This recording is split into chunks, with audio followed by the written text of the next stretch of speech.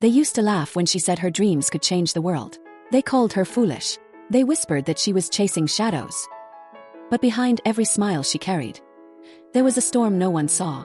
Her nights were filled with visions too vivid to ignore. And her days, they became battles to prove she wasn't insane. Until one moment came. A moment so powerful, it forced everyone to ask, what if she was right all along? Her story didn't begin with chaos. It began with quiet mornings. The kind of mornings that trick you into believing life will always be calm. She'd wake up early, before anyone else in the house stirred, before the world demanded anything from her, and she would just sit by the window, her fingers wrapped around a chipped blue mug, steam rising gently, her mind wandering someplace far away, to the neighbors. She was ordinary, the daughter of a middle-class family, a girl who walked to school with a worn satchel, a girl who never asked for much. If you looked at her from across the street, you would have thought she was forgettable, but the closer you came, the more you realized something about her was impossible to ignore. She carried a light in her eyes, the kind that made you wonder what she saw that no one else could. And she had a habit of staring at the sky for too long, as if waiting for an answer, as if she knew something we didn't. Her name was Era, and she always said, "Dreaming is everything." At first, it sounded like a childish phrase, something you'd expect from a girl who still scribbled hearts on the margins of her notebooks. But the way she said it felt heavier, like she wasn't just talking about dreams, but about life itself. Her father didn't understand. He was a man of routine. He believed in hard work, discipline, and earning your keep. So when Era would talk about her visions, her sketches of impossible places, or the way her dreams warned her of things that hadn't happened yet, he would shake his head and mutter, "Dreams don't feed hungry mouths, Era. You need to live in the real world." Her mother, softer, gentler, tried to protect her from that harshness, but even she couldn't hide the worry in her voice when she said, "It's good to dream, Beta, but don't get lost in them. The world isn't kind to people who wander too far." Oh, Era didn't listen. Everywhere she went, her little notebook followed, pages filled with fragments of dreams, symbols that didn't make sense, lines of poetry scribbled between messy sketches of faces she swore she saw in her sleep. Sometimes, she would come running to me, her hair messy, her voice breathless. "You won't believe what I dreamt last night," she'd whisper, her eyes wide, glowing with both fear and wonder. It felt real. Too real. Like someone was trying to tell me something, and I'd laugh. Because what else could I do? She sounded ridiculous, but even as I laughed, there was something in the way her hands shook, the way her voice cracked, that made me wonder if maybe, just maybe, she wasn't crazy at all. Life around her was simple. Her family wasn't rich, but they weren't starving either. They had enough. Enough to keep the lights on, enough to fill plates at dinner, enough to smile without thinking too much about what was missing. She had friends, the kind who teased her relentlessly, but always came back to sit with her during lunch breaks. She had a sister, older, sharper, someone who carried herself like she owned every room she walked into. And though her sister never said it out loud, I could see the way her eyes narrowed when people noticed Era more than her. It wasn't jealousy exactly. Not yet, but it was something close. Something that would one day grow into a dangerous shadow. And then there was me. I was her closest friend, the one she trusted with secrets she didn't dare write in her notebook. And though I wanted to believe I understood her, the truth is, I didn't. I was just orbiting her world. Fascinated, confused, sometimes frustrated, because no matter how close I stood, she always seemed one step further into someplace else. Looking back, the signs were already there. The cracks in her perfect world weren't loud. They were whispers, a father's dismissive words, a mother's worried sigh, a sister's quiet envy, friends' mocking laughter, all small things, all easy to overlook, but when you put them together, they were the beginnings of a storm. And storms don't announce themselves at first. They crawl slowly across the horizon, until suddenly, they're everywhere. At the time though, none of us saw it. We thought she was safe, wrapped in the comfort of family, friends, love. But deep inside her, there was a restlessness, and deep inside us, whether we admitted it or not, there was doubt. That combination, restlessness and doubt, is always dangerous. The day everything started shifting seemed harmless. It wasn't a tragedy. It wasn't even an argument. It was just one moment, one comment, one look that lingered too long. But sometimes, that's all it takes. One small spark, in a house full of dry wood, and suddenly, everything you thought was safe begins to burn. There was one evening, I remember it too clearly. We were all sitting in her living room, her father watching the news, her mother knitting, her sister scrolling endlessly on her phone, and Era. She was sitting on the floor, her notebook open across her lap, her pencil racing across the page. I leaned over to see. And I froze. It wasn't just random doodles. She had drawn a figure. Tall, faceless, standing beneath a broken tree, and in the sky above it, she had written 3 words in bold, shaky lines. It will fall. I laughed nervously. What's that supposed to mean? She didn't look up. Didn't even blink. Her pencil kept moving, almost like her hand was guided by something else. I don't know yet, she whispered, but I feel like it's coming. Her sister rolled her eyes. There she goes again, acting like some fortune teller. Her father grunted in agreement. Useless scribbles. Better you study your math books instead. Her mother said nothing, but I saw the way her lips pressed tight, holding back words she didn't want to spill. I stayed quiet, because deep down, I was afraid to admit. Her words unsettled me. Era was used to being doubted. She wore it like armor. Smiled through it, but I could see the cracks in her when she was alone. There were nights she called me past midnight, her voice trembling. I can't sleep. Every time I close my eyes, I see things I don't understand. I'd whisper back, trying to calm her. They're just dreams. Nothing more. But she would answer, her voice almost breaking. Then why do they feel like memories? Memories of something that hasn't even happened yet. Had no answer, because even though I didn't believe in her visions, I couldn't shake the feeling that she did. And sometimes, that's enough to make you question everything. At school, things weren't any easier. Her friends loved her, but they also loved to laugh at her. When she'd zone out in class, staring at the ceiling, someone would nudge her and whisper, "Hey, dream girl, what do you see up there?" The room would fill with laughter. And though she smiled faintly, pretending it didn't bother her, I could see the way her hands tightened around her pencil. It was always like that. She was adored, but never truly understood. Loved, but rarely believed. Close to everyone, but belonging to no one. Her sister especially grew sharper with her words. If Era spent too long sketching, her sister would snap. Why don't you help mom instead of wasting time? If someone praised her for her creativity, her sister would scoff. Anyone can draw. That doesn't make you special. It was jealousy. Pure and simple. But jealousy, when it simmers too long, becomes dangerous. And I could see it simmering every day. The strange thing is, I don't think Era noticed it. Or maybe she did, and just refused to acknowledge it. Because that's who she was. She believed in light, in kindness, in possibility. Even when the people closest to her were shadows in disguise. She once told me, people don't hurt you because they hate you. They hurt you because they don't understand you. And I wanted to believe that was true. But life has a cruel way of proving otherwise. There was a family gathering one weekend. Aunts, uncles, cousins. Laughter echoing in every corner of the house. The dining table was covered in food. Plates clinking, glasses filling, children running wild in the courtyard.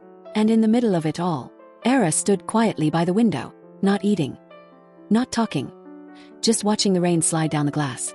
I walked up to her, nudged her shoulder playfully. You okay? She smiled faintly, but her eyes didn't move from the rain. Do you ever feel like something's about to happen?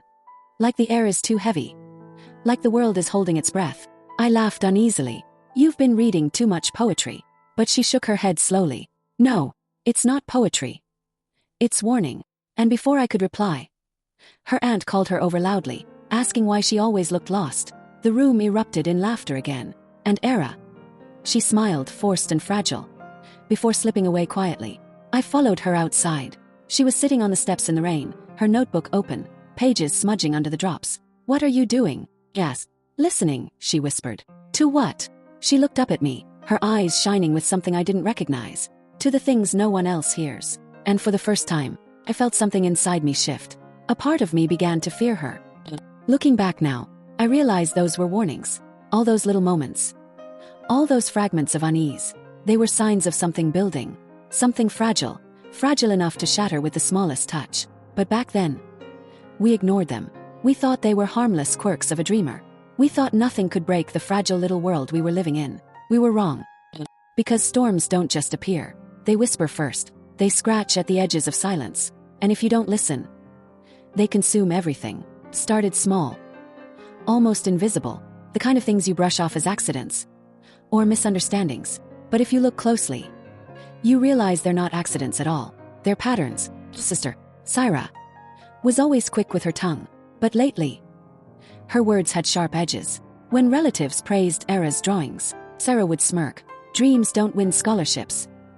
Reality does. When teachers admired her imagination, Sarah would mutter just loud enough for others to hear.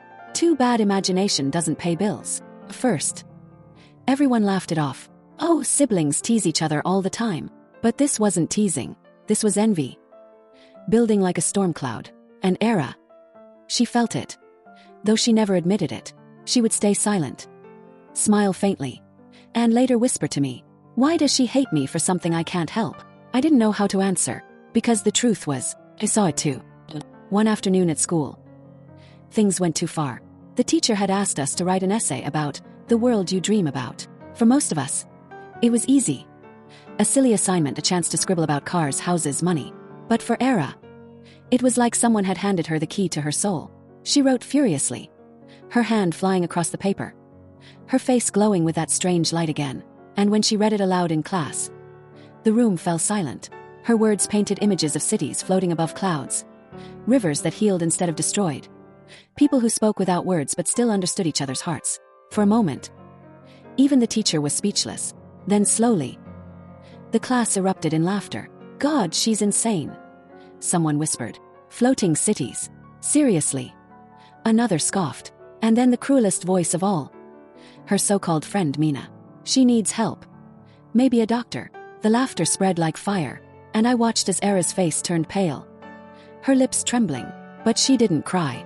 She just sat down, her notebook clutched tight against her chest, as if holding on to it was the only thing keeping her alive.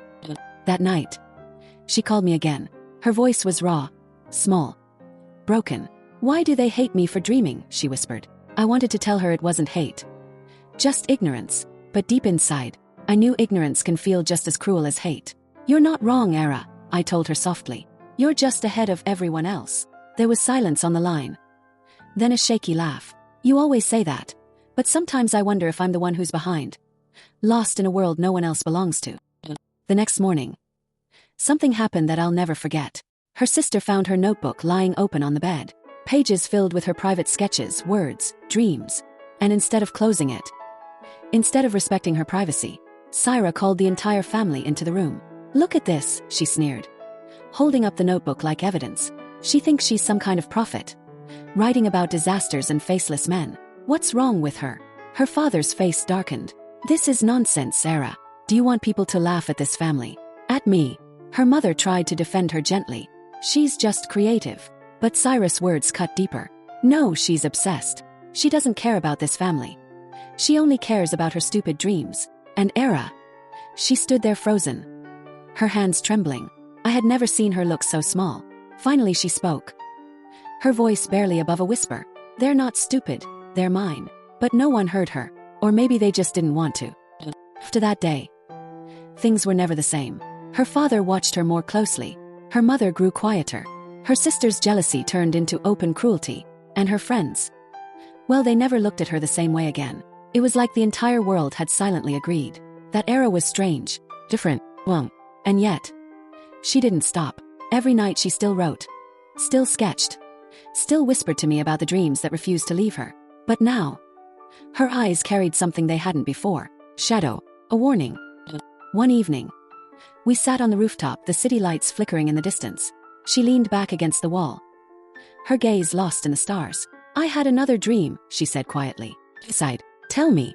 She closed her eyes, her voice trembling. "I saw something break. Something close. Closer than I thought.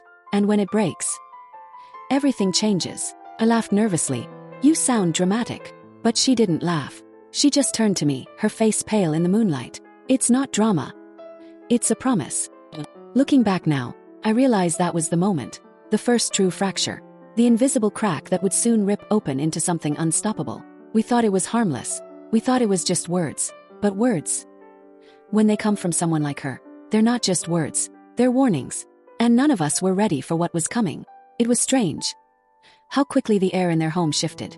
Before, laughter filled the rooms. The smell of food always clung to the walls. The ordinary chaos of a family. But after the notebook incident, silence settled in. Not the peaceful kind, but the heavy kind. The kind that feels like walking through a storm that hasn't hit yet. But you know it's coming. Her father barely spoke to her. When he did, it was always with a sharp edge. Stop wasting time. Focus on real things. Enough of this nonsense. Every word felt like a stone being laid on her chest. Her mother still tried to protect her. But protection has limits when you're standing between two fires. She would sit with Era sometimes. Brush her hair softly. Whisper, just keep it to yourself, Beta. Don't let them see. The world doesn't understand people like you. But the sadness in her mother's eyes told another story. Even she was afraid of what her daughter's dreams could mean. And Sarah, her sister, her envy grew louder, crueler. She began mocking Era in front of relatives. She thinks she's a prophet. She thinks her dreams matter more than our lives. And the worst, whispered to her one night when no one else could hear, you'll ruin us all. At school, the whispers followed her everywhere. Dream girl, crazy girl, lost girl. The cruelest part was, some of the same friends who once adored her now avoided her. It's funny how quickly admiration turns into disgust. When people fear what they don't understand. I still remember one moment clearly. She had sketched something on the corner of her math paper. Just a quick drawing, absent-minded. A crumbling tower. People running from it. Smoke filling the air. When the teacher saw it, he frowned. You need to stop this, Era.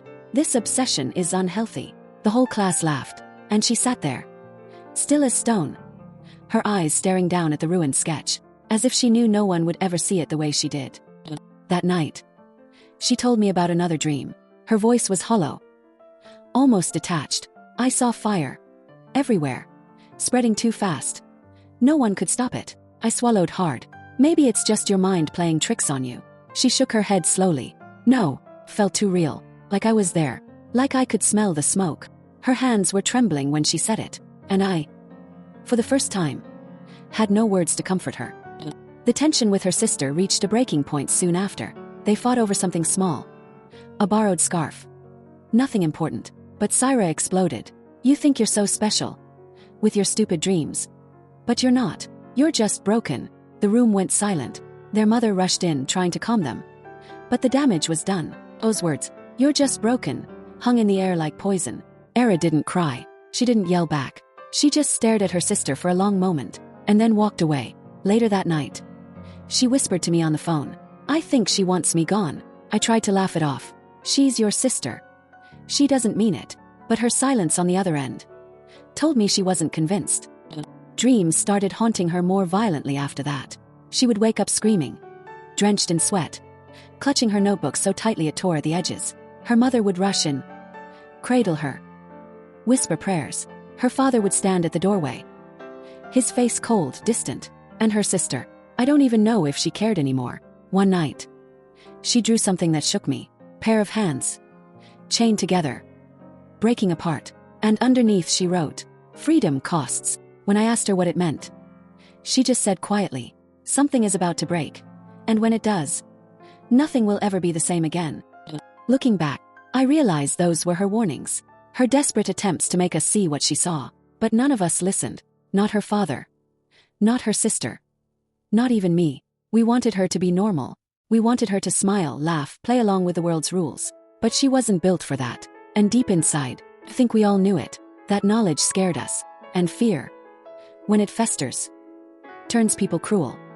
The last evening before everything truly began to unravel, I found her sitting on the roof again. The city lights flickered in the distance. Her notebook open in her lap, pages fluttering in the night breeze. She didn't look at me when I sat down beside her. She just whispered, do you feel it? The silence before the storm. I tried to smile, tried to pretend she was being dramatic again.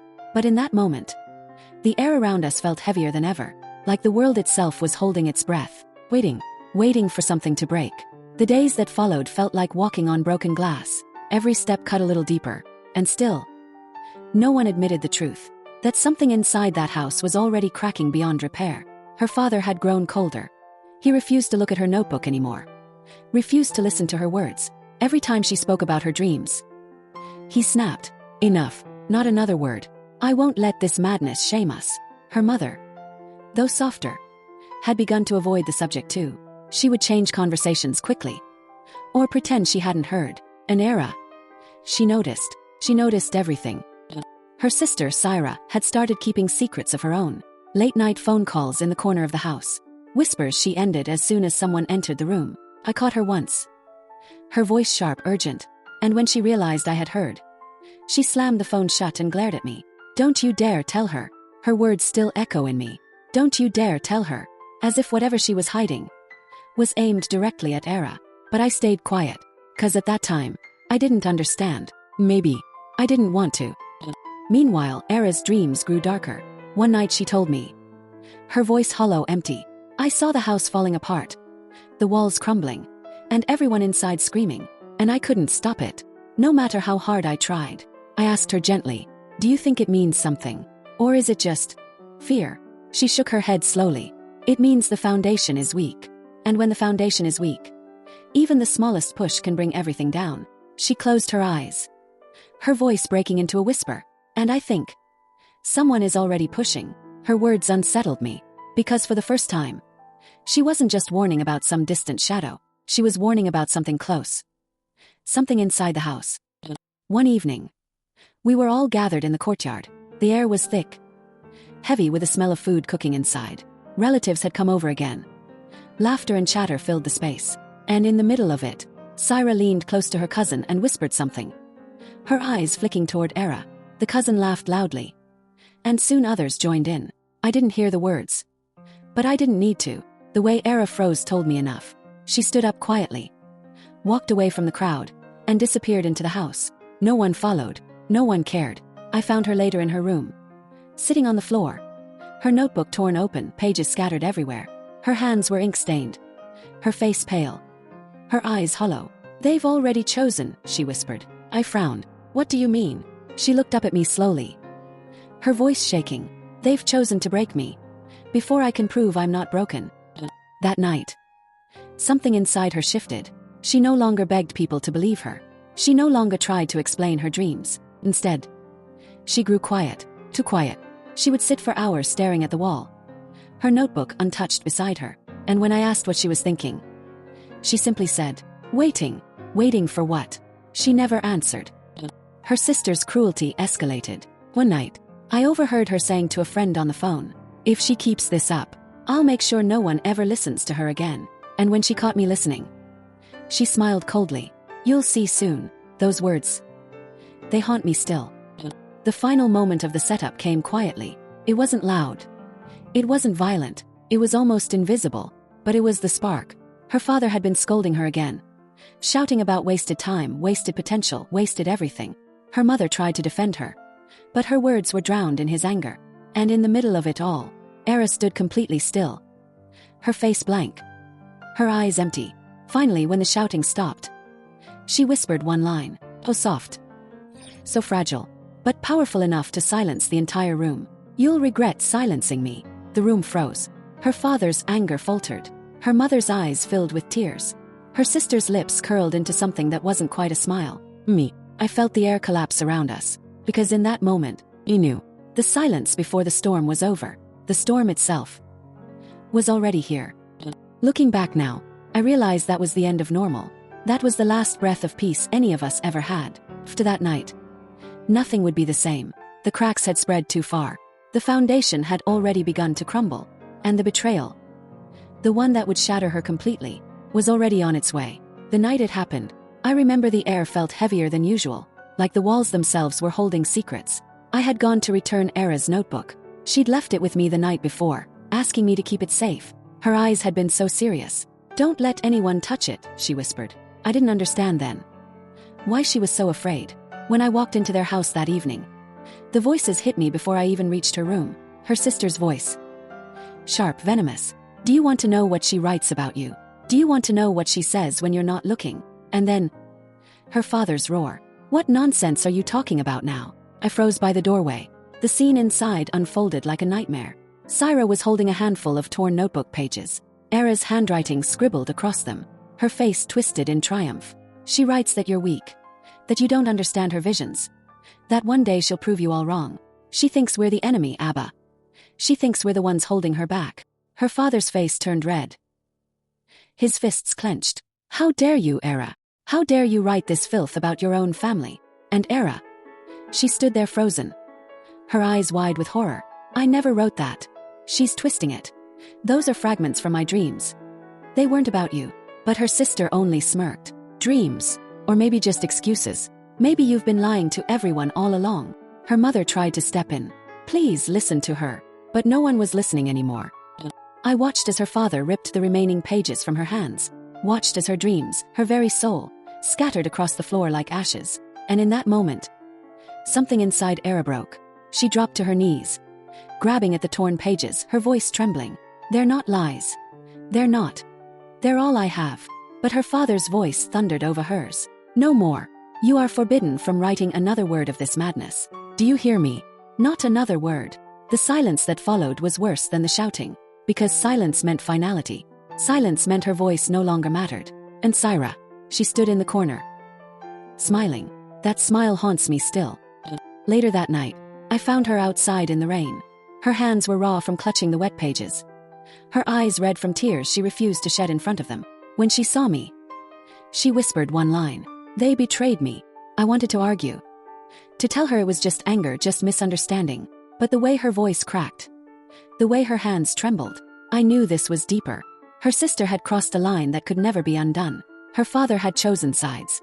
Her mother's silence had spoken louder than words. She wasn't just broken, she was abandoned. 4 days after, she barely spoke. She moved like a ghost through her own home, silent at the dinner table, distant at school, her notebook nowhere in sight. But her eyes burned, not with tears, but with something darker. One evening, as we walked back from school, she finally spoke. They think they silenced me, she whispered. But they don't know. Silence can scream louder than words. I shivered. What do you mean? She turned to me slowly, her lips curling into something that wasn't quite a smile. I'll make them hear me, even if I have to tear apart everything they love. That was the moment. The seed of revenge was planted. First, I thought she was just angry. Who wouldn't be? Her sister had destroyed her trust. Her father had destroyed her voice. Her mother had destroyed her hope. But then, the planning began. Late nights, she'd call me. Not to cry, not to beg for comfort, but to whisper ideas. What if I show everyone who she really is? What if I make them see her lies? Her voice trembled at first, then grew steadier, sharper. What if I ruin her the way she ruined me? And though every part of me wanted to tell her to stop, a darker part, the part that had seen her suffering, her humiliation, her pain, whispered back, do it, because maybe, just maybe, they deserved it. But there was always a risk. She knew it. I knew it. If someone finds out it was me, she whispered one night, they'll destroy me completely. I'll lose everything. I tried to warn her. It's too dangerous. But she only looked at me with those burning eyes. What do I have left to lose? And in that moment, I realized her silence wasn't weakness anymore. It was fire. And fire doesn't care what it burns. After that night, nothing felt the same. Era didn't just lose her notebook. She lost her place in her own family. At the dinner table, her father no longer looked at her. Her mother busied herself with chores, avoiding her eyes. And Syra, she sat there smug, stealing glances at her like she had won. And maybe she had, because silence hung in the air heavier than words ever could. But inside Era, something was shifting. One evening, I found her on the rooftop, the same place she once whispered about her dreams. This time, she wasn't looking at the clouds. She was staring down at the neighborhood lights, cold, calculating, like a queen surveying her battlefield. When I asked her what she was thinking, she didn't hesitate. I'm going to take back everything she stole from me, one piece at a time. I laughed nervously, thinking maybe it was just anger speaking. But then she turned to me, and there was no doubt in her voice. I want her exposed, humiliated, broken, the way she broke me. Her words sent a chill through me, because I realized this wasn't just rage, this was strategy. The first sign came at school. For years, Syra had built her reputation as the perfect one, polite, popular, trustworthy. But Era knew better. She knew the lies her sister whispered to friends, the fake stories she spun to gain sympathy, the secrets she kept carefully hidden. So, Era began with whispers of her own, not loud, not obvious, just little seeds dropped into the ears of the right people. She said that about you. That's strange because I heard something else. I'm not sure you can trust her with that. First, it was nothing. But little by little, the cracks began to show. Friends started to look at Syra differently. Teachers questioned her excuses. The shine around her began to dim. And every time, I saw Era watching quietly, not smiling, not celebrating, just watching, like someone who had learned patience from fire. But the real danger wasn't outside. It was inside her own home. Because Syra wasn't stupid. She noticed the shift, the sideways glances, the subtle distance from her friends. And one night, I overheard her confronting Era. "What are you doing? Why are people acting strange around me?" And Era, for the first time, didn't cower. She looked her sister dead in the eyes and whispered, "Now you know how it feels." Syra's face went pale, her confidence cracking for the first time. "You'll regret this," she spat. But Era only turned away. "No, you will." That night, Era called me. Her voice was low, urgent, almost trembling with excitement. "It's working. She's slipping. They're starting to doubt her." I hesitated before asking, "And what if she finds out it's you?" Silence. Then a soft laugh. "Then I'll make sure she can't prove it." And that's when I realized, this wasn't just about revenge anymore. This was about control. And Era was learning to master it. But every victory came with risk. Her father still watched her with suspicion. Her mother still begged her silently to stop writing, to stop fighting. And Syra, now more desperate than ever, began to dig through Era's things. One evening when I visited, we caught her red-handed, searching Era's desk. When confronted, she only smirked. "You think you're clever, but I'll find proof. And when I do, you'll be finished." For a moment, fear flickered in Era's eyes, but it vanished just as quickly. She stepped closer, her voice so calm it scared even me. "You can't find proof when you're too busy defending yourself." It wasn't just a threat, it was a promise. Days turned into weeks, and the web grew tighter. Rumors spread faster. Trust in Syra collapsed slowly, painfully, beautifully. And through it all, Era's silence remained her weapon. She no longer shouted, no longer begged to be heard. She let the lies unravel themselves. She let the truth bleed through in fragments, and she let her sister choke on her own games. So, I couldn't shake the question in my mind. What if someone traced it back to her? What if the family realized who was pulling the strings? What if they destroyed her completely? Every time I asked, she gave me the same answer. "They won't. Because they never believed in me enough to think I could do this." Her voice wasn't bitter anymore. It was dangerous, because she wasn't just proving herself through dreams anymore. She was proving herself through revenge. And once she tasted it, there was no turning back. Started with whispers. But whispers were no longer enough for Era. She wanted something louder, sharper, undeniable. One morning, the school woke to a scandal. Someone had slipped copies of Syra's texts to the teachers. Private messages, manipulative words, promises made and broken. The same sweet girl they thought they knew suddenly looked like a liar. The shock rippled fast. Her friends avoided her. Her teachers questioned her. And even her closest ally began to doubt.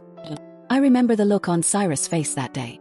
Confusion, fear, anger all tangled together. And across the hallway, Era stood silently, expressionless, except for the faintest glimmer in her eyes. I pulled her aside, my voice trembling. "Was that you? Did you do this?" She didn't answer directly. She just whispered. "She took my words once. Now I'm taking hers." And in that moment, I realized just how dangerous she had become. At home, the tension was unbearable. Syra slammed doors, accused shadows. Her parents shook their heads, torn between disbelief and exhaustion. And Era, she remained calm, cooking dinner with her mother, completing her chores, acting as if nothing had happened. But late at night, when the house was quiet, I saw her writing again, not in her old dream notebook, but in a new one. This time, not visions of the future, but strategies, plans. Her dreams had become blueprints for war. One evening, Syra cornered her in the kitchen. "You're behind this, aren't you? The rumors, the texts, everything." Era looked at her, eyes calm, almost pitying. "If you think I'm capable of all that, then maybe you know you deserve it." It was a knife disguised as a sentence, and it cut deeper than any scream could have. But revenge, it never comes without a cost. Soon, people started whispering about Era too. Not loudly, not directly, but I heard it. "The quiet one seems different lately. She looks like she knows more than she should." The danger was catching up to her, and I could see the conflict in her eyes, the thrill of control against the terror of exposure. One night, she confessed to me in a trembling whisper. "Sometimes, I wonder if I've gone too far. But then I remember how they looked at me, how she stole my dreams, how no one believed me. And I know, I can't stop now. Her words scared me, because they weren't just about revenge anymore. They were about identity, about power, and once someone tastes that power, it's almost impossible to let go. Syra, meanwhile, was unraveling. Her grades slipped. Her friends abandoned her. Her parents' disappointment grew heavier by the day. But desperation makes people dangerous. And Syra wasn't about to fall quietly. One afternoon, she followed me after class. Her voice was cold, sharp. "You're always with her. Tell me the truth. Is Era behind this?" My chest tightened. I thought about denying it. But before I could speak, she leaned closer and hissed, "If I find out she is, I'll destroy her. And you with her." For the first time, I saw just how much venom envy could create. And for the first time, I truly feared what might come next. Era didn't flinch when I told her. She simply smiled. A strange, haunting smile. "She's scared. That means I'm winning." I wanted to shake her, to remind her this was her sister, her own blood. But the words stuck in my throat, because deep down, I knew she wasn't listening anymore.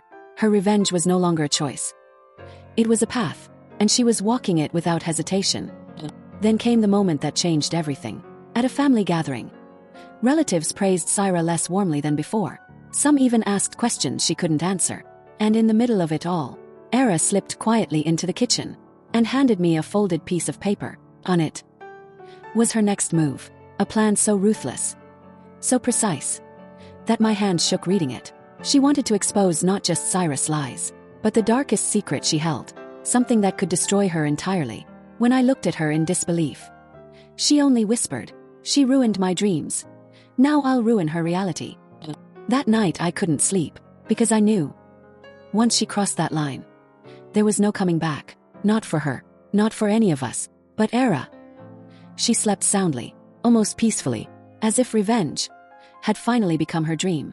The night before her final move, Era was calm, as if her heart had already accepted the storm she was about to unleash. She told me softly, "Sometimes destruction is the only way to build something new." Her voice, steady, her eyes burning with a fire I had never seen before. I wanted to stop her. I wanted to scream at her. But all I did was stand frozen, because deep inside, I knew the choice wasn't mine anymore. The next morning, the whispers began again. But this time, they weren't whispers. They were shouts, accusations, gasps of disbelief. Someone had exposed Syra's secret, a truth she had buried deep, hidden from everyone, a secret that could shatter her reputation forever. It was about money, scholarship funds, misused, documents forged, signatures copied. The perfect daughter, the role model, the pride of the family, had stolen. And now, everyone knew. The school erupted. Teachers called urgent meetings. Parents whispered in corners. Friends, once loyal, vanished. And Syra, she stood there, pale as ash, unable to breathe, unable to deny. Her voice cracked when she tried. "This isn't true. I didn't." But the evidence was too strong. Printed papers, leaked screenshots, trails that led only to her, trails that Era had created. Home. Chaos exploded. Her father shouted for the first time I'd ever heard. Her mother wept, clutching her head. Relatives called, demanding answers. And Syra, she locked herself in her room, her sobs echoing through the walls. I found Era later that night, sitting quietly on the rooftop, her notebook beside her, pages torn out, burned, and on her lips, the faintest smile. "She'll never steal from me again," she whispered. But behind that smile, I saw something darker, a shadow that even she couldn't hide anymore. The fallout didn't end there. Syra's scholarship was revoked. Her teachers turned their backs. Her friends spread the news until it reached every corner of the neighborhood. And soon, the shame wasn't just hers, fell on the family. Every time they walked outside, heads turned. Every time they entered a gathering, conversations stopped. Her father aged overnight. Her mother barely spoke. And in the middle of it all, Era walked silently, almost invisible, but I could see it. The way her fingers trembled when no one was looking. The way her eyes darted, as if expecting someone to accuse her next. Because secrets, even the ones you create, have a way of circling back. One evening, I asked her directly, "Was this really worth it? Destroying her? Destroying your family too?" For the first time, she didn't answer immediately. She just stared at the horizon, her jaw tight, her chest rising with heavy breaths. And then, she whispered, "She destroyed me first. She killed my dreams. Now she knows what it feels like to lose everything." Her words were steady, but her voice cracked on that last sentence, a crack that revealed the storm inside. But revenge doesn't pause for guilt, keeps moving, keeps consuming. Rumors spread further. Someone claimed Syra cheated on her exams. Another whispered she lied about her grades, half of it untrue. But no one cared anymore. Once your name is stained, every lie sounds believable, and every rumor traced back to the same source. Then came the confrontation. Late one night, I heard voices downstairs, raised, broken. Her parents had pieced it together. Not everything, not the details, but enough. "Was it you, Era? Tell me the truth." Her father's voice thundered. For a moment, silence, and then, her calm voice. "If you think I could do that to my own sister, maybe you don't know me at all." The lie was smooth, but her hands were shaking. I saw them when she passed me in the hallway, her fingers twitching, her eyes refusing to meet mine. She had escaped this time, but the noose was tightening. Later, she came to me. Her voice was hoarse, her face pale. "What if they find out? What if she finds proof it was me?" I tried to comfort her, but deep down, I knew the truth. It was only a matter of time, and she knew it too. But instead of retreating, instead of stopping, she whispered the words that chilled me to my core. "If I'm going down, I'm taking her with me." From that night on, her revenge became reckless. She didn't care about being careful anymore. She didn't care about consequences. Every move, every step, was louder, sharper, crueler. And with each strike, Syra fell deeper into despair. But so did Era, because the more she won, the more hollow her victories became. One evening, I found her staring into the mirror, her reflection pale, her eyes hollow. She whispered to herself, not knowing I was there, "Who am I becoming?" And for the first time, I realized the truth. Revenge hadn't just destroyed Syra, it was destroying Era too. The walls of their house were no longer walls, they were prisons. Every word spoken inside carried the weight of shame. Every knock at the door felt like judgment. Syra barely came out of her room anymore. When she did, her face was hollow, eyes swollen from endless crying. She had stopped eating, stopped speaking, stopped fighting. And that silence was louder than any scream. One night, I heard her whisper to her mother, "Amy, I wish I could disappear." Her voice cracked, and her mother broke down, begging her not to say such things. But Era, she didn't flinch. She stood in the shadows of the hallway, listening, her expression unreadable. And when I asked her later, she said softly, "Now she knows what it feels like to break." Her words chilled me, because revenge wasn't just about justice anymore. It was about cruelty, and Era was drowning in it. But cruelty doesn't go unnoticed. At school, whispers turned into fingers pointing. Some kids started wondering aloud, how did all this even come out? Who dug this up? Who had the guts to leak it? And slowly, the circle of suspicion began to tighten. Someone claimed they saw Era near the teacher's office late at night. Another swore she was the one who printed those documents. The rumors didn't stick yet, but they hovered, like vultures circling above. And Era felt it. She started checking over her shoulder. Her notebook, once a diary of dreams, became a journal of paranoia. Every page, a calculation. Every margin, a scribbled question. What if they find out? Her revenge had given her power, but that power was rotting her from the inside. She stopped sleeping. Her eyes turned bloodshot, her voice harsh. Even her dreams, the thing she loved most, began to twist. No longer visions of hope. Now, they were nightmares. She told me once, half asleep, half awake. I saw her chasing me, her face torn, her hands reaching, asking me why I did it. And then she shook violently, whispering, maybe she already knows. Syra's downfall didn't stop. Her closest friend turned against her.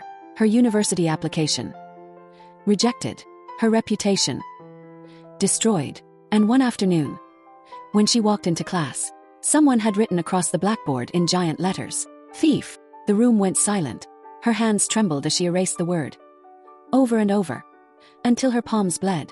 And in the back row, I saw Era, watching quietly, expressionless. But her eyes betrayed something else. Not victory, No joy, but something darker, something like regret.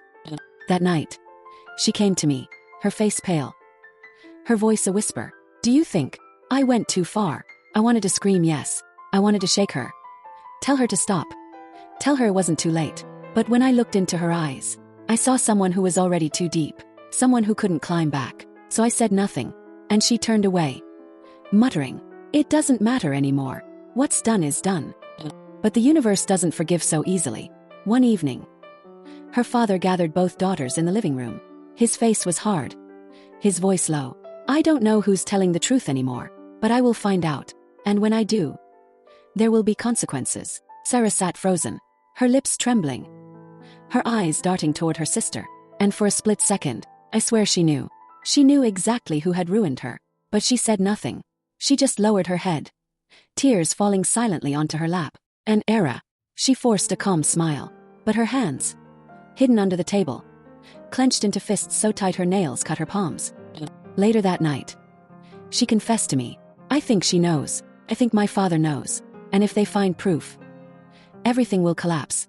Not just for her, but for me too." Her voice cracked, her mask slipped. For the first time, I saw the fear underneath the fire. And yet, even then, she didn't stop. Instead, she whispered the words that still haunt me. "If I'm already burning, I'll make sure she turns to ashes first." From then on, the game turned darker.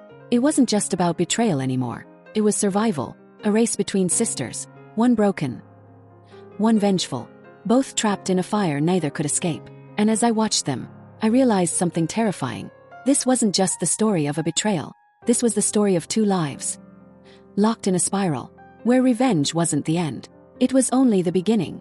The night it all came crashing down didn't begin with thunder. It began with silence. A silence so heavy, it pressed against the walls of their home, making the air itself difficult to breathe. Their father had called a family meeting. No excuses, no delays. Everyone in the living room. I remember the way the room felt, cold, unforgiving.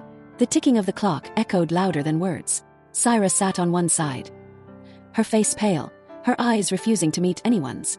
Era sat across, her back straight, her jaw tight, as if carved from stone. And their father, he stood in the middle, holding a single folder in his hands. When he opened it, the sound of paper shuffling was sharper than a scream. Inside were bank statements, proof of the missing money, proof of betrayal. He looked at Syra first. His voice shook with anger. "You said you didn't touch the accounts. You swore on your mother's life." Syra's lips trembled. "I didn't. I swear I didn't." But her words fell flat. The evidence was too strong, too convincing. Her father slammed the folder shut, his voice breaking. "I don't know who to believe anymore." That's when Era spoke. Cold, calculated. "Maybe you've been believing the wrong person all along." Her father's eyes snapped to her. "What do you mean?" And in that moment, I realized what she was about to do. Her final card, her last strike. She reached into her bag, pulling out copies of documents she herself had forged, planting her sister's name across them. She placed them on the table, sliding them toward her father. Her voice was steady. "See for yourself. She's been lying to you all this time." Syra's head shot up, her face drained of all color. Her voice cracked into a scream. "No, that's not true. Those aren't mine." Tears streamed down her face as she reached for the papers, shaking, desperate. But her father pulled them away, his expression unreadable. And then, it happened. The moment everything shattered. Syra turned to her sister, her voice raw, broken. "Why are you doing this to me? You're my sister. You're supposed to protect me." For the first time, Era looked straight into her eyes, and she whispered, "So you could feel exactly what I felt when you laughed at my dreams." The room froze. No one spoke. Her father stared in shock, unable to process the venom behind her words. Her mother gasped, covering her mouth with trembling hands. And Syra crumbled. Her body shook, her voice nothing more than a whisper.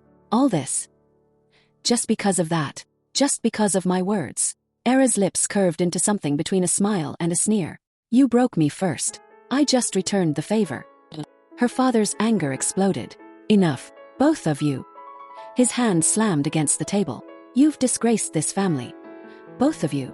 But it was too late. The poison was already out, and the damage irreversible. Syra collapsed onto the floor, sobbing, broken, destroyed. Nera. She stood tall, silent, her chest rising and falling as if she had finally won. But the truth, her eyes betrayed her.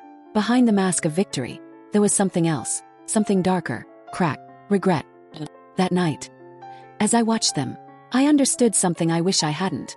Revenge doesn't end when the other person falls. It ends when you realize you've fallen too. And Era had no idea just how far she was about to fall. The hours after that confrontation felt unreal. The house wasn't a home anymore. It was a battlefield drenched in silence. No one ate dinner. No one spoke. Even the walls seemed to hold their breath. Syra locked herself in her room. Her muffled sobs leaked through the wooden door, echoing in the hall like a ghost refusing to leave. Her mother sat outside the room, begging, pleading, "Please, Beta, open the door. Talk to me." But the only response was the sound of broken crying, fading then rising again. And Era, she stayed in the living room, seated on the same spot where the lies had been laid bare, her notebook open in front of her, her pen unmoving. For the first time in years, she couldn't write a single word. I watched her from across the room, her hands trembling slightly, her gaze fixed on nothing. She wasn't smiling anymore. She wasn't victorious. It was empty. I whispered her name. Era. She didn't look at me, didn't blink, didn't even breathe for a second too long. Finally, she spoke. Her voice was hoarse. "Do you think I went too far?" Her words pierced me, because even though she asked, I knew she already knew the answer. The next morning, everything escalated. Her father left early. No breakfast, no goodbye. Her mother avoided her eyes. And Syra didn't come out of her room. But rumors spread faster than fire in dry grass. By noon, neighbors were whispering. By evening, relatives were calling. By night, people outside the house looked at them with pity. Or worse, with judgment. The betrayal wasn't just inside anymore. It had leaked out, staining their name, their honor, their reputation. And that's when the danger became real. Era realized it too late. She had wanted revenge. Personal, private. But revenge has a way of slipping out of your hands. Once released, it grows teeth of its own. 2 nights later, the real confrontation happened. Not in front of the family, not in whispers, but face to face. Sister to sister. I'll never forget that night. The power had gone out. The house was lit only by the weak glow of candles. The walls looked taller, shadows longer. The silence more dangerous. Syra's door finally creaked open. Her footsteps were soft, but heavy. When she appeared in the living room, her eyes looked hollow, the kind of hollow you don't come back from. She faced her sister. Her voice was raw. "You wanted me destroyed. Well, congratulations. You've done it." Era looked up, her face unreadable. "I wanted you to feel what I felt." Syra stepped closer, her words sharp, trembling with rage. "What you felt? You think a dream is worth this? Worth tearing apart your own blood? Worth shattering everything?" For the first time, Era's mask cracked. Her lips trembled. Her voice dropped into a whisper. "You laughed at me. You made me feel small. Worthless. Like my dreams meant nothing. Do you know what that does to someone?" Syra shook her head violently, tears streaking down her face. "I was jealous. I was stupid. But you planned this.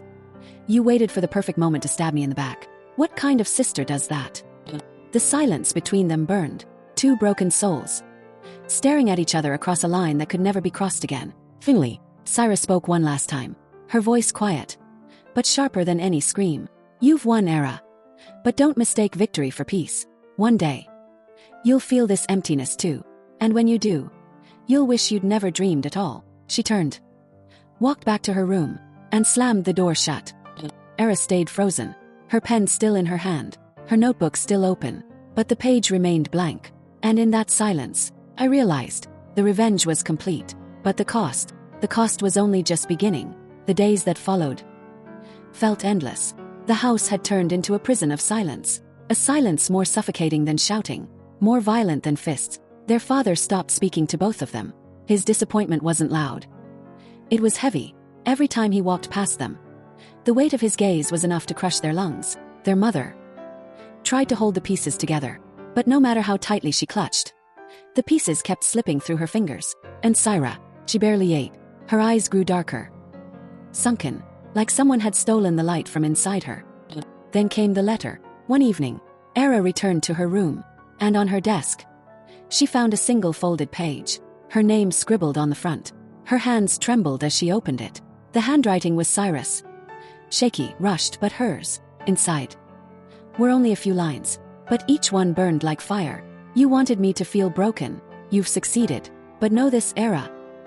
Broken glass cuts both ways. And one day, your own reflection will bleed you. Era's chest tightened. Her fingers dug into the paper. Her throat closed as if the words themselves had wrapped chains around it.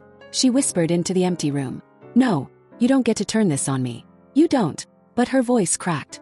And for the first time, tears slipped down her face. 3 nights later, the storm finally erupted. Not the kind outside, but the kind that lives in the heart. It was late. Rain hammered against the windows. Thunder rolled like an angry god overhead. Syra stormed into the living room. Her face pale, her hair damp, her eyes burning. She threw another set of documents onto the table. Look at these, she screamed. Her voice shook the walls. Era blinked. Confused. The papers were copies of the originals. The forged ones. The ones she had planted. But these had red marks across them. Circle after circle. Line after line. Someone had proven they were fake. Cyrus' chest heaved with every breath. I know what you did. I know you forged these. I showed them to a friend. A banker. And he said the signatures aren't even mine. The world stopped. The thunder faded.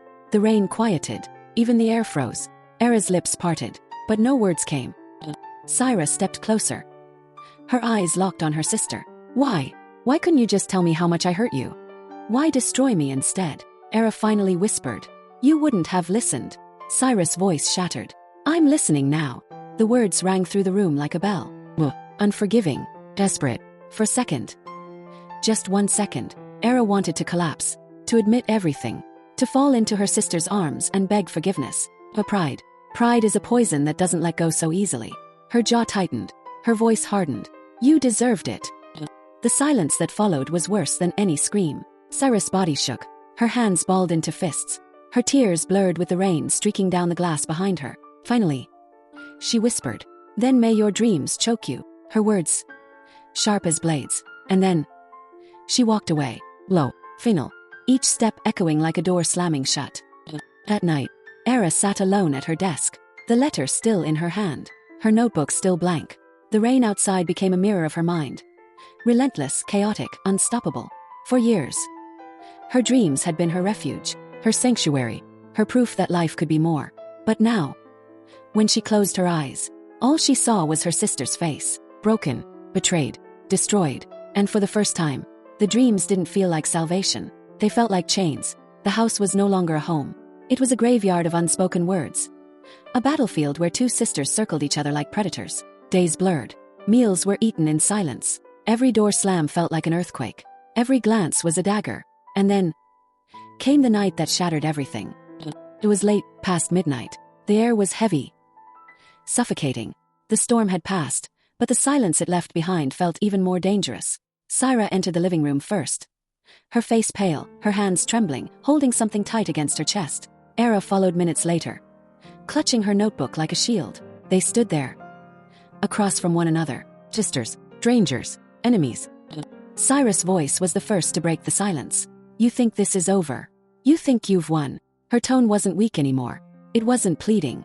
It was steel sharpened by pain. Era's jaw clenched. Her voice low, bitter. I didn't want to win. I wanted you to feel. Just once. To feel the way I felt when you mocked me. Syra stepped closer. Her eyes glowing with rage. You destroyed me for a dream. For some fantasy scribbled on paper. Her hand shook as she pulled something from her chest. A letter. The one she had written before. She tore it in half. Then in half again. The pieces falling like ashes. You want to live in dreams, Era. Fine. But remember this. Dreams can burn too. Era's heart pounded. Her grip tightened on her notebook. Every page inside it was her soul, her world, her everything. And in that moment, a terrifying thought crossed her mind. What if Syra reached for it? What if she took it? What if she destroyed it? The fear lit a fire in her chest. The kind of fire that consumes. She snapped. Her voice shook the room. Don't you dare touch this. Don't you dare. Her scream echoed. The house trembled with it. For the first time, her parents woke. Rushing into the room. Her father froze at the sight of them. 2 daughters standing on opposite sides. One with torn letters at her feet. The other clutching her notebook like a weapon. "What is this madness?" he demanded. But neither girl looked at him. Neither answered. Their war was theirs alone. Cyrus' eyes locked on the notebook. The faintest, cruelest smile touched her lips. "So this is what you live for. Pile of words. Empty fantasies." She reached out, slowly, deliberately. Era's breath caught. Her whole body shook. Her voice broke. "Don't, please." Her plea wasn't anger anymore. It was desperation. Naked, terrified. But Syra didn't stop. Her fingers brushed the edge of the notebook. And that was the breaking point. Era shoved her. Hard. Too hard. The room erupted. Her mother screamed. Her father lunged forward. The notebook fell to the floor. Pages scattered. Floating through the air like dying butterflies. Syra stumbled. Crashed into the table. The sound of splintering would crack through the silence. For a second, the world stood still. The two sisters stared at each other, one shaking with fear, the other gasping for breath. Then Syra whispered, her voice hollow, sharp as glass. "Now you'll feel what I felt." She grabbed a handful of the fallen pages and ripped them apart. The sound tore through Era's chest, louder than thunder, sharper than knives. "No!" she screamed, her voice raw, unrecognizable. She fell to her knees, trying to gather the pages, clutching them to her chest. But it was too late. Too many were already torn. Too many were ruined. Her dreams lay in pieces on the floor. Silence followed. Not the silence of peace, but the silence of aftermath. Her father stood frozen, his face carved with shock. Her mother wept quietly in the corner. And the two sisters stared at the wreckage between them. There was no victory here. No triumph. Only ashes. Era's voice broke in the quiet. "You've killed me." Syra shook her head slowly, her eyes empty. "No, Era. You killed us both." And with that, she turned and walked away, her footsteps echoing, fading, disappearing into the dark hallway. Era remained on the floor, surrounded by scraps of her dreams, her notebook destroyed, her soul scattered. And for the first time, she realized, revenge doesn't end. It only consumes. Until there's nothing left. The house was quiet after that night. Too quiet, like even the walls were afraid to speak. For days, no one mentioned what had happened. No one asked. No one explained. But silence doesn't heal wounds. It only buries them. Deeper. Darker. Deadlier. I remember waking up the next morning, walking past the living room, and seeing the scraps of her notebook still lying there. Tiny pieces of paper. Broken words. Unfinished sketches. It felt like walking through the ruins of a temple, like stepping on someone's soul. Era sat there too, knees pulled to her chest, eyes empty. She didn't cry anymore. She didn't scream. She just stared, as if everything inside her had already burned to ashes. Her mother tried to comfort her. But what comfort exists when someone's very identity has been ripped apart? Her father muttered about shame, about neighbors hearing the fight. But his voice sounded hollow, like even he knew words had no power anymore. And Syra, she didn't come downstairs that morning, or the next, or the one after that. Some people think betrayal ends with the act itself. But the truth, it lingers, poisons the air. It turns love into suspicion, laughter into memory, and home into battlefield. The sisters never laughed together again. They never shared secrets in the dark. They never even looked at each other without bitterness flooding the space between them. It was as if one night had stolen their entire childhood. But the cruelest part wasn't the distance. It wasn't the silence. It was the realization that revenge hadn't solved anything. It hadn't made either of them stronger. It hadn't healed their scars, had only created new ones. Because the truth was simple. Yes, Era had humiliated Syra, exposed her lies, torn her pride apart in front of the world. And yes, Syra had destroyed the one thing Era loved most, her dreams written on paper. But when the dust settled, both were left with nothing. No peace, no justice, no victory, just emptiness. I still remember the last time they spoke. It was months later. Era was leaving for college. A new city, a new beginning. Syra stood by the doorway, arms crossed, face unreadable. For a moment, just a flicker of a moment, they were sisters again. Era whispered, "I never wanted this." And Syra replied, neither angry nor soft, just hollow. "Neither did I." Then she walked away. And that was it. The last words they ever shared. Years passed. Life moved on, at least on the surface. But memories have claws and scars. No matter how much time passes, they never really fade. Era built a new life in the city. She tried to rebuild her notebook, fill it with fresh dreams, fresh visions. But something was always missing. The innocence, the magic, the belief that dreams could save her. Because once you see your dreams torn apart by the person you loved most, changes you, forever. And Syra, she stayed behind, married early, moved into a house that never really felt like home. People say she smiles at family gatherings. People say she pretends everything is fine. But her eyes always betray her. They still carry that night. Push, a scream, torn pages. She too never escaped. So what did revenge give them? A moment of satisfaction. Maybe. Flash of power. But peace. Never. It stole more than it gave. It broke more than it fixed. And maybe that's the real truth no one wants to admit. Revenge doesn't heal. It only mirrors the pain. Makes sure both sides bleed. Sometimes I wonder, what would have happened if they had chosen differently? If Era had forgiven her sister's jealousy, instead of exposing her so cruelly? If Syra had supported her sister's dreams, instead of tearing them apart? Would they still be laughing together today? Would they still call each other best friend instead of enemy? Would their family still feel whole? I don't know. No one will ever know. Because once revenge enters a story, there's no undoing it. No rewinding. No second chances. Only scars. And yet, there's something haunting about it. Because deep down, I know neither of them ever stopped loving the other. That's the cruelest twist of all. Love and hate, they're not opposites. They're reflections. Two sides of the same broken mirror. Era's revenge was born from love. Love that wanted validation, recognition, respect. Syra's revenge was born from love too. Love that felt threatened, overshadowed, invisible.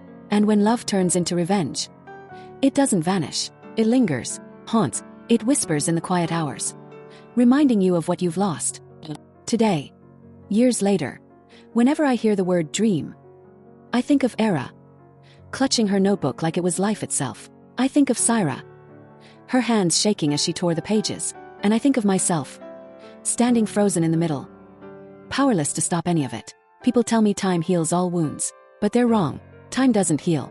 It only teaches you how to live with the pain, how to carry it silently, how to smile while bleeding inside. So if you're listening to this, if you've carried betrayal in your heart, if you've dreamed of revenge, ask yourself one thing before you act. When the fire burns out, when the smoke clears, will you be standing in victory? Or will you, like them, be left holding nothing but ashes? 'Cause I've seen it, I've lived it, and I can tell you this, some revenge satisfies. But most of it only leaves scars that never fade. This is their story, but maybe, in some way, it's yours too. And maybe, just maybe, if you're listening closely, you'll choose differently. If this story made you feel something, if it reminded you of wounds you've carried, or choices you've questioned, don't let it end here. Share this with someone who needs to hear it, because maybe, just maybe, it will stop them from making the same mistake. And if you want more stories like this, stories people hide, confessions no one dares to say out loud, then stay with me here. There are more secrets waiting in the dark. Subscribe if you're ready to hear them.